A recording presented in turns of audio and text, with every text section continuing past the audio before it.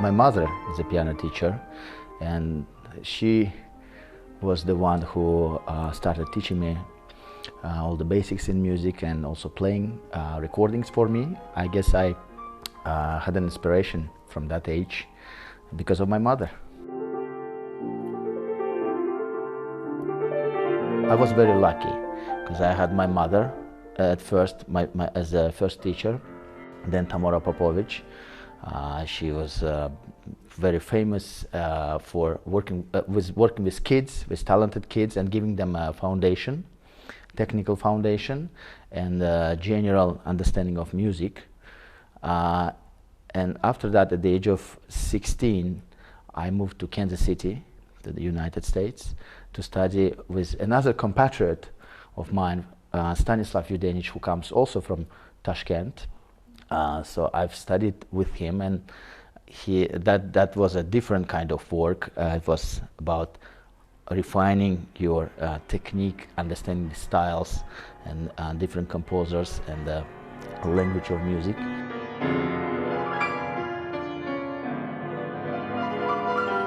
Being on stage, I feel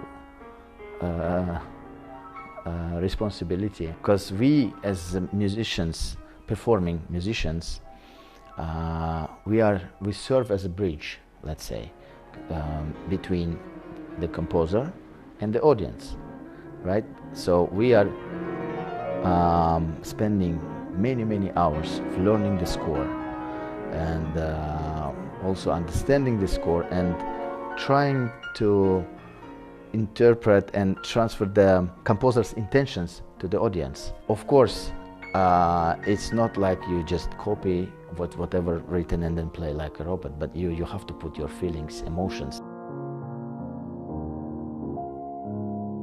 Any audience member who comes to the concert, even if they are not familiar with classical music, if they feel something, if I could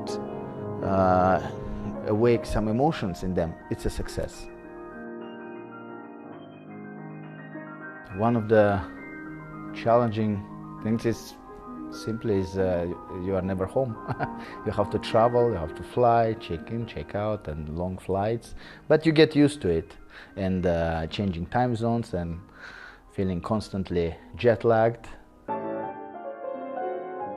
Classical music is something that will always be with us. It's something that human beings came up with, something most beautiful, because it doesn't depend on any politics or anything else.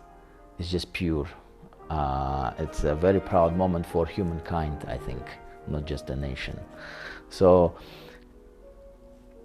I always loved music from my experience as a child. Yes, there were some moments where I didn't want to practice, to be honest, sure.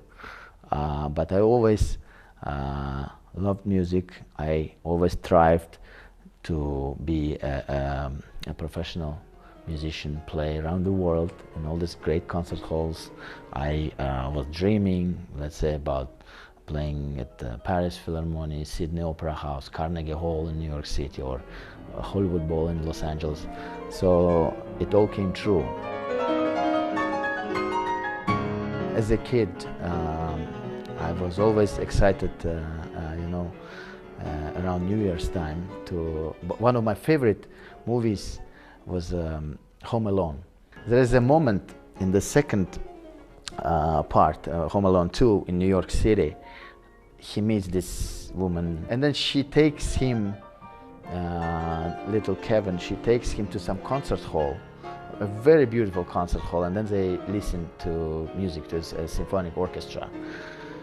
And I always wondered, as a kid, I was wondering, what is this concert hall? It's so beautiful, so amazing. And it became a dream. One day I would like to perform on that stage. So I was, 24 years old, and I'm on stage of Carnegie Hall, and then it came to my mind, this was the Carnegie Hall.